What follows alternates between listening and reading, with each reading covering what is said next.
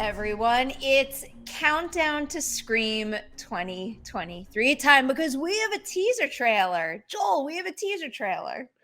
We have teaser. I was so excited, as you can tell from my background, not particularly prepared for this.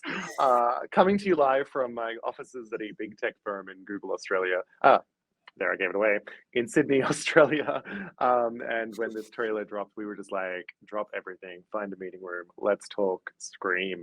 And so many details we got from that teaser.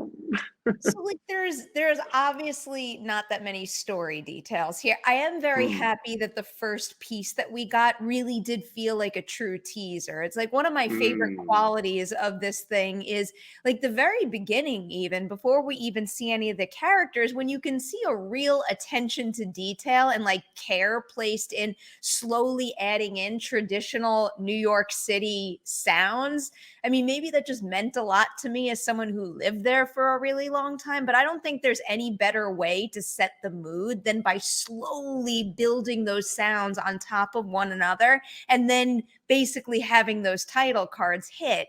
In a city of millions, no one hears you scream. It was really just the perfect build in that respect to me. Yeah, I do think this is a really, really great teaser. I hear you on the authenticity of New York. I will say, having seen some of the set photos and knowing that they were shooting in Canada, as someone who's lived in the New York City for many years now, was a little concerned that this may look like Disneyland does New York. But certainly, when I saw that 96th Street subway sign, shout out to my one time, very long time local subway station, which I will be terrified to visit from here on out. And every little detail they seemed to get really, really right. It felt authentic. I loved that. I loved the tagline. I think what a lovely nod to one of the greatest movie taglines of all time in Alien. That's sort of this opposite effect. So I was I was pumped. Well done. And I feel like it was almost a throwback to some of the teasers we used to get back in the day for Scream, where they would have the sort of weird graphic effects and sort of layer in the text and really build it up. So, homages all around and applause all around for me. Literally everything about this is one big homage and celebration of the Mm, genre. When you get into that subway car, I mean, there is horror icons. All like that hmm subway car is literally filled with them. My favorite shot of the bunch, though, is the Babadook in the back. Yes. Just like perfectly placed where like something looks a little awkward, and I love it. hmm No, I mean it's going to be. I think that scene is going to be so fun because I think we've only been teased at what we're going to be teased to see in that scene. In terms of horror icon, I believe there's a moment where like someone who we don't see the full costume is, but bumps past them and walks past and is wearing a Kruger hat. And appears as a shorter person to be in Kruger outfit, although we don't get full sight. But I'm calling Kruger now. Lovely little Probably. homage to Wes again. I'm paused on a frame where I see Jason, I see Pinhead. I'm going a little further into the trailer now. The Babadook, I love the Babadook. I love More continued Jason in the continued back. references. Yeah, I could and I like love. I feel like I should be totally focused on like the characters returning, but I'm like, I just need to find all the You horror are. I icons. know I did just it's get so fun. to Freddy like sneaking past Melissa Barrera. Yes. And I love the whole, I think Twitter erupted with the Jason meme on the train, which I think, again, if you want to think about this trailer as homage and potentially this movie as a kind of homage to sequels that go to new destinations and go a little radical and off the grid, I'm getting that vibe because they are playing New York so much, both in the trailer tagline, but in the poster tagline, which now being officially revealed, I guess, New York, new rules, fabulous. But yeah, I wonder if this movie is going to be feature a lot of commentary on relocated sequels, which I think would be very fun. I do think it's going to do something of the sorts. So the only potential story information we get, I guess, comes towards the latter half, the second half of the piece. Actually, before we even get there, do you want to touch on the one new cast member we do see in this trailer? So we see Josh Segarra, who people will know from She-Hulk, this most recently. and who, if you watch the other two on HBO Max, I think it's still on the platform. We Hmm. don't know, which is a fantastic show and very New York, if you're interested in that. He's so hilarious and so perfect in that, and we see him here. I don't know if we yet know the relationship or if he's listed on IMDb or what his surname, last name in the piece is, but he's in this group along with oh my goodness, oh my brain, Mosa Barrera, Tara, Jenna Ortega, Chad, right, Sam, and Mindy. we have Sam, Tara, Chad, Mindy, and then his character. I'm Yes, looking at a still of his character right now. There's something about his facial expression and his body language that says to me he's a cop escorting them somewhere. that would make a lot of sense. Um, the NYPD, totally wise decision to escort Yes. endanger people on the subway in the middle of Halloween. But we Yes. won't go there. But yes, I get that vibe, and I think there is definitely a police vibe in this movie. I believe Dermot Mulroney's character is going to be some sort of law enforcement official. And I mean, you can't have murder in New York without swarms of cops, and probably of a very different ilk than what we've been used to seeing among the police force in, say, Woodsboro. So I think we might be getting more Detective Kincaid than Deputy Dewey. Probably. So we get further into this teaser, and then it focuses on Mindy. And I Mm. guess my big question about this is how much of this scene, like assuming the scene is presented in the final feature as a whole, and we're not being like, it doesn't feel like we're being tricked in any sense where we could be possibly seeing more than one scene now, but I guess anything is possible. How much of what we're seeing here do you think is dream sequence versus their reality and something that's actually happening in the narrative? I don't get dream sequence from this. And that is a little bit based on, I mean, I I, I just feel if you're gonna do Scream in New York, you go full on subway scene and don't make it a dream. And I think that's part of it. I think also there's I see what you're saying. My feeling with this would be less that it's a dream sequence than we're perhaps seeing mashed up elements from the sequence to imply Mindy's in danger when perhaps she's not the one in as imminent danger. We do see the throat hold, but I have this feeling that that creeping, which is a great sort of like horror trope where the lights go out, the lights come out, the lights go out, sort of like uh, do you have the game knock knock and you turn around and people get closer, the Squid Game, right? So if the things go out, you turn around, someone's getting closer, you don't realize it. Great trope. I feel as though that vision that we're seeing of him may come maybe to another character. Potentially, I feel like the knife stab, which is probably some Dolby Studio melon getting stabbed. I think that may not be from this particular scene. So I do feel like there's a lot of misdirection, but I don't think it's necessarily dishonest misdirection. I'm sorry, I'm rambling, but I was reading a comment in response to someone who's disappointed about the lack of sort of detail, etc., that we saw in this teaser. And the response was, and I think you and I kind of might agree with this, given that we predicted a lot from the last trailer, but the first trailers for Scream 5, even though they were trying to misdirect, sharp-eyed YouTubers saw a lot that we could pluck out from that. And I think they may have learned their lesson and are really pulling back. I think they might be, but again, I always appreciate when a teaser trailer is a true tease and doesn't go too far Mm, in revealing too much too soon. Like I like that tease feeling that a trailer like this gives me, and then I know I have a mm. full story-based trailer to look forward to eventually. Obviously, with them likely hiding a lot of details, but at least giving us a little more setup. I'm assuming at least with another trailer. The one thing that was weighing heavy on my mind with this Mindy stuff here, and it was probably because I was just talking to Kevin Williamson and he brought this up. I Name dropper. I can't help it here. We were because it was the anniversary of the release of Scream 2. So we were Mhm. talking primarily about Scream 2, and I had asked him if you could bring one character from that film back for a future film, who would you pick? And he started to talk about Randy and how if he had known the franchise would continue on for so many films, there would have been so much more in that character to mine. And one of the things he had mentioned was, after going through all of that, what would Randy's relationship with horror become? And I wonder if what we're seeing Mm. here is some sort of like a dream sequence slash panic attack for Mindy, where we're seeing her relationship to movies change. That is very interesting, especially given who is on, like, the costuming of that particular subway station. I like that.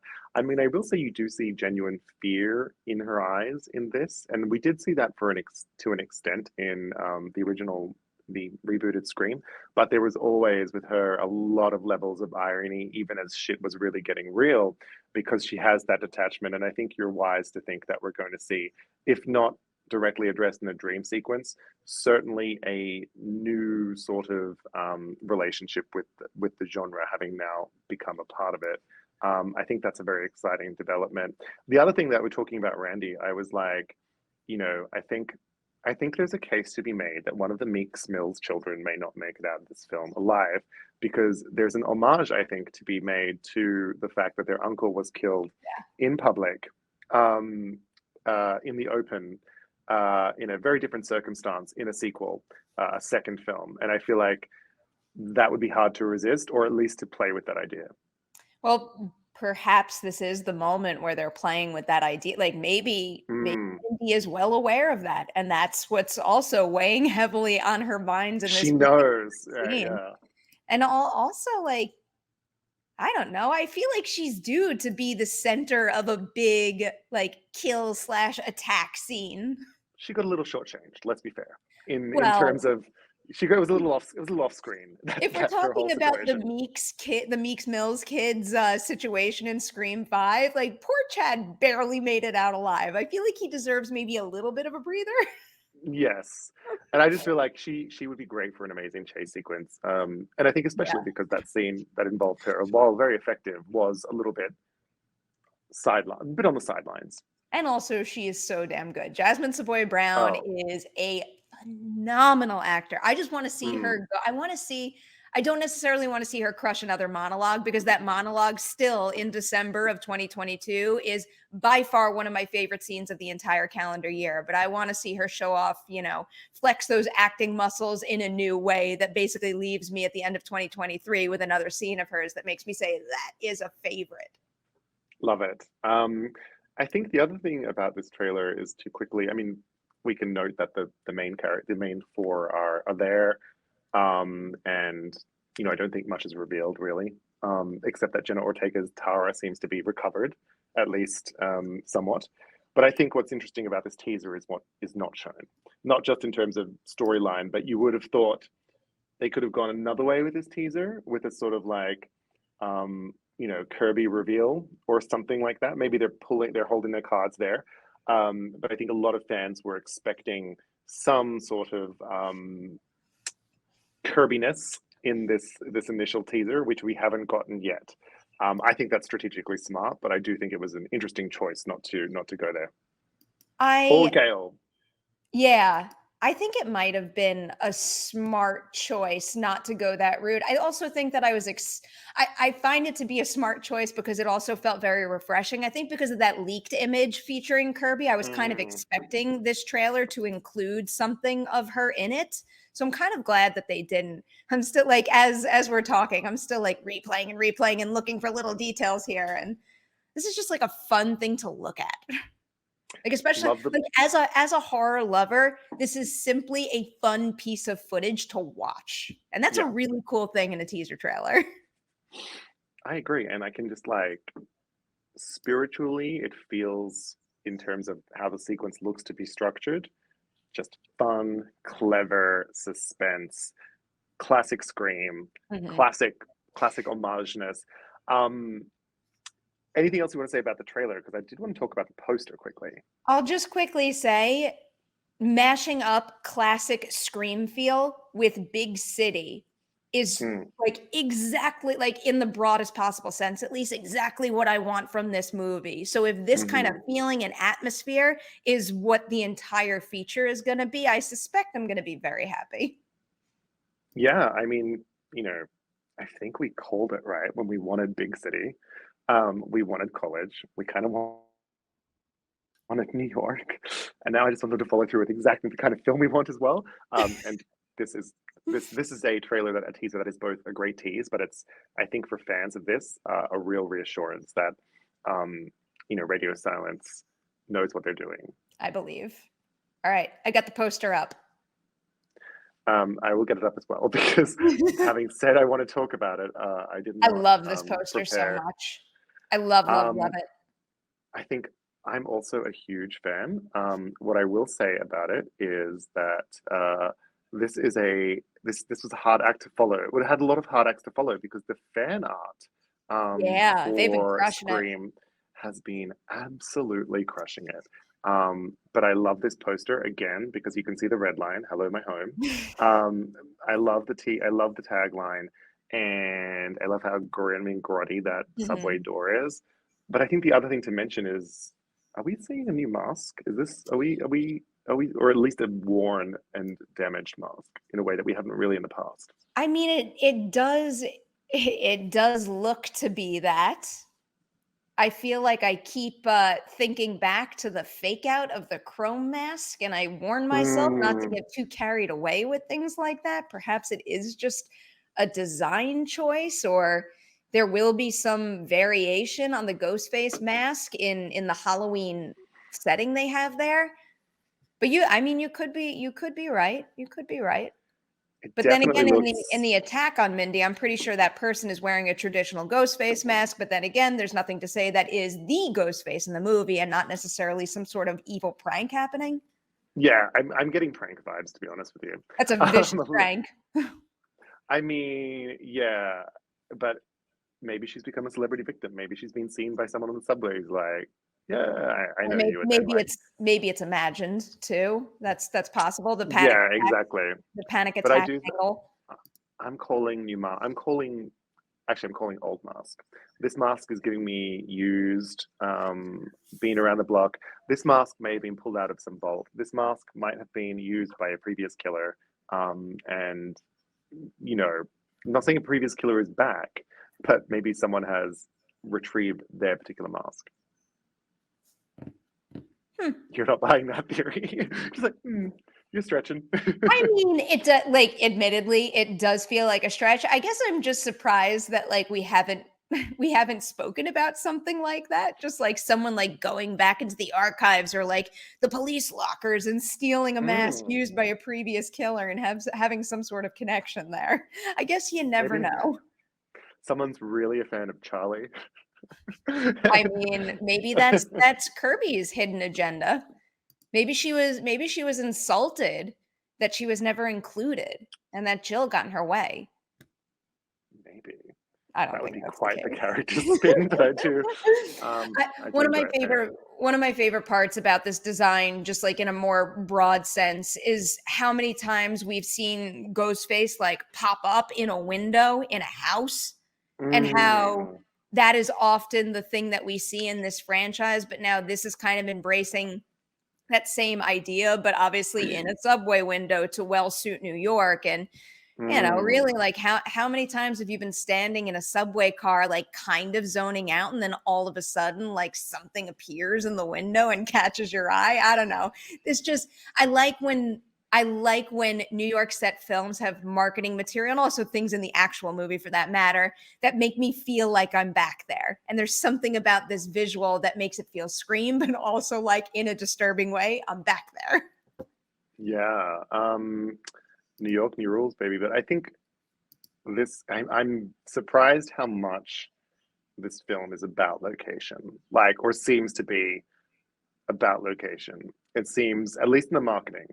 And that seems to be something they've pushed. And I don't know that I've ever seen that in a Scream movie before. Mhm. Obviously, returning to Woodsboro has always been a thing, particularly after Scream 3. But I don't know that the marketing of Scream 3 really, like, it was obviously set in Hollywood, but I don't think that was like pushed as a thing. And it makes me think that in the same way, and again, stretching, warning, ping ping, we're stretching, in the same way that Hollywood was so central to the actual motivations and plot of Scream 3, like it all started in Hollywood. It was all, history, etc.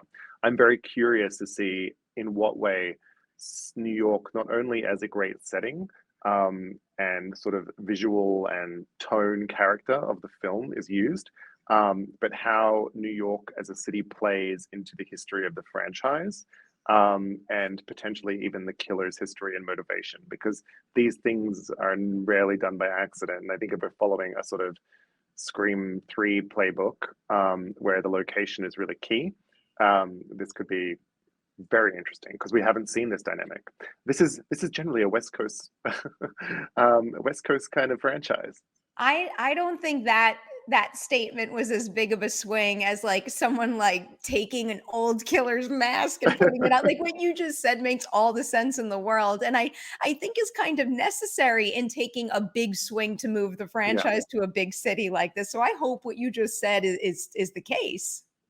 I mean it's got to be right. I'm just saying the I would think obvious, but so. I think in thinking it out, yes, and I think Scream 7 should be Sydney, Australia. Although I don't know how they would Dude, fit that quite in. how have you never said that before? G'day. What's your favorite scary movie? I would also watch that. Joel, we're the worst. I was like, this will take us like 10 minutes. It's a 1 minute teaser. I'm talking for 20 minutes. I know. Meanwhile, I'm as I told you, I'm at the office and I'm probably missing some meeting, but who cares? Because we got a Scream I know, trailer, really? teaser. So Teaser. I'm like, But I will show up and be like, a trailer will be on the horizon, and we'll be right back mhm. here, probably talking for twice as long, if not three times as probably three times as long, knowing us. But that's it for now. To everybody out there, drop your comments, your observations in the comment section below. We want to know what you think of the teaser, and maybe things that you've picked up or theories that you've developed based on the footage that we haven't discussed here. Joel, where can everyone find you on the internet? You can find me on Twitter at Joel Mears, and that's pretty much it nowadays. And I am verified, but I'm a legacy verified, so I may or may not be notable, Perry. I mean, I look at that and it like changes on desktop and like I don't get it. But you could find me there on Twitter and on Instagram at PNemroff. And now I also have to say on TikTok. I love TikTok, Joel. Perry Nemiroff on TikTok. That is it. We have spoken at length about this 1 minute teaser and enjoyed every single second of it. Joel, it's an honor. Perry, it's an honor as always. Have a great day. You too.